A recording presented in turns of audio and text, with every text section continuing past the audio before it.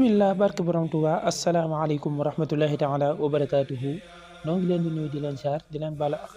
ak ñaan suñu borom bu bon ñu jégal di ñaan a Cheikh Mouhamadul Muntaxa mu yokk fi loolu te ànd ak wér ñu fas yéene dikkaate ak yéen ci seen naafila bés bi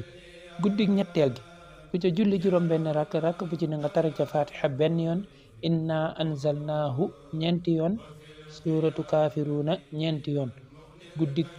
ñetteel gi ku ca julli juróom benn rakk bu ci ne nga tari ca fatiha benn yoon inna anzalnaahu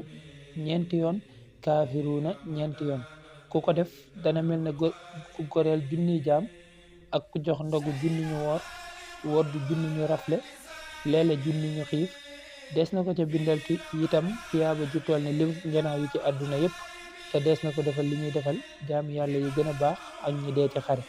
te deesu ko fitnaal ci bàmmeelam te deesu ko mbugal itam yal nañu yàlla nangul leen wasalaamu aleykum wa rahmatullahi taala wa barakaatuhu